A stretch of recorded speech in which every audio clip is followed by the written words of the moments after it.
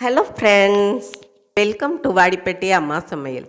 இன்றைக்கி நம்ம கிச்சனில் பார்க்க போகிற ஸ்பெஷல் ரெசிபி நமது பாரம்பரியமான உக்களி காரப்பொடி தாங்க பார்க்க போகிறோம். ஏற்கனவே நான் இனிப்பு உக்களி செஞ்சு போட்டிருக்கேன். நிறையா பேர் பார்த்துக்கிட்டு இருக்காங்க. இதில் ரொம்ப வெங்காயம் காரம்லாம் போட்டு செய்கிறதுனால ரொம்ப அட்டகாசமாக இருக்கும். வாங்க பார்க்கலாம். அதுக்கு முன்னாடி இன்றைய பிறந்த நாள் மற்றும் திருமண நாள் காணும் அனைவருக்கும் வாடிப்பட்டி அம்மாவின் இனிய நல்வாழ்த்துக்கள். ஸ்கிப் பண்ணாமல் பாருங்கள் ஃப்ரெண்ட்ஸ்.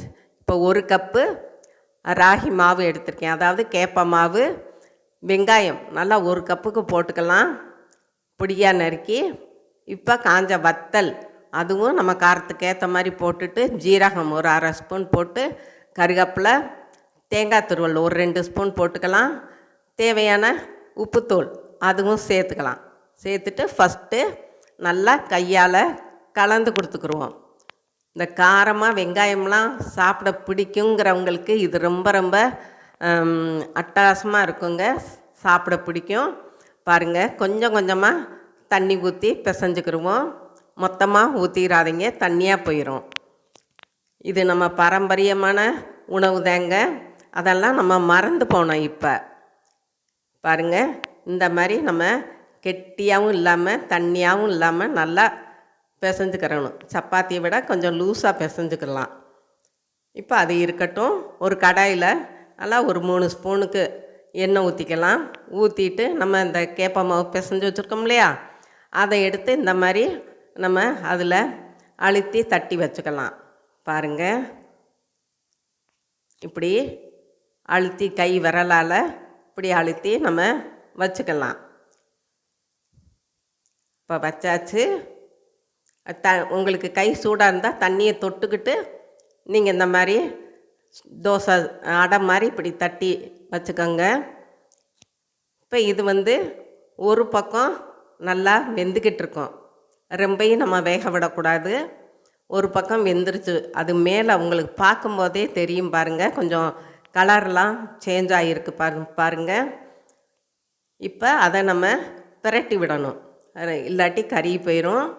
அதனால் கொஞ்சம் பிரட்டி விட்டுக்கலாம். ரெண்டு கரண்டியால் இந்த மாதிரி கூட நீங்கள் பிரட்டி விட்டுக்கலாம்.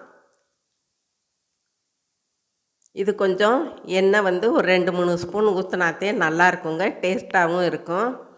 பாருங்கள், இந்த மாதிரித்தான் பிரட்டி விட்டு நம்ம அந்த எண்ணெயிலேயே வேக விடணும். அடுப்பு ரொம்ப ஸ்லோவாகவும் வேண்டாம், ரொம்ப ஹையாகவும் வேணாம், மீடியமாக வச்சுக்கலாம். பாருங்கள், இந்த மாதிரி புட்டு மாதிரி வரணும். நல்லா கரண்டியால் கிளறி விட்டுக்கோங்க. அந்த காலத்துலலாம் நம்ம அப்பத்தாமார்கள்லாம் இதை அடிக்கடி செஞ்சு கொடுத்தது. ஆனால் இப்போ இருக்க பசங்களுக்கு இதெல்லாம் தெரியாது.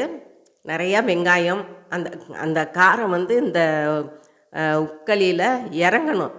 அதனால தான் இந்த மாதிரி கிளறி கொடுக்குறது ரொம்ப நல்லா இருக்குங்க. நீங்கள் ஒரு தடவை செஞ்சீங்கன்னா அடிக்கடி செஞ்சு சாப்பிடுவீங்க. பாருங்கள், இதுலேயே அந்த சட்டியிலேயே போட்டு நல்லா கிளறி கொடுக்கணும். பொறுமையாக செய்யணுங்க. சில பேர்த்துக்கு வெங்காயம்லாம் நிறையா பிடிக்கும், சாப்பிட்றதுக்கு காரமும் பிடிக்கும். அந்த மாதிரி சாப்பிட்றவங்களுக்கெல்லாம் இது ஒரு வரப்பிரசாதம். பாருங்கள், இப்போ நல்லா உதிரியாக வந்துக்கிட்டு இருக்குது. கேப்ப மாவில் நீங்கள் எத்தனையோ விதமான ரெசிபியெல்லாம் பார்த்துருப்பீங்க, செஞ்சுருப்பீங்க, ஏன் சாப்பிடக்கூட செஞ்சுருப்பீங்க. ஆனால் இந்த மாதிரி நீங்கள் சாப்பிட்டீங்களா என்னன்னு எனக்கு தெரியாது. நீங்கள் ஒரு தடவை இதே மாதிரி செஞ்சு சாப்பிட்டு பாருங்கள், ரொம்ப அட்டகாசமாக இருக்குங்க. இப்போ நல்லா வெந்துருச்சு பாருங்கள், உதிரியாக. இப்போ பிளேட்டுக்கு மாற்றிடலாம். அவ்வளோதாங்க, நம்மளோட உக்களி காரப்பொடி சும்மா ஜம்முன்னு ரெடி ஆயிடுச்சு. இதுவரை சப்ஸ்கிரைப் பண்ணாதவங்க சப்ஸ்கிரைப் பண்ணுங்கப்பா. ஆளுங்கிற பெல் பட்டனை தொடுங்க. லைக் பண்ணுங்கள், ஷேர் பண்ணுங்கள், கமெண்ட் பண்ணுங்கள். நீங்களும் உங்கள் வீட்டில் ட்ரை பண்ணுங்கள், சாப்பிடுங்க, சந்தோஷமாக இருங்க. நன்றி, வணக்கம்.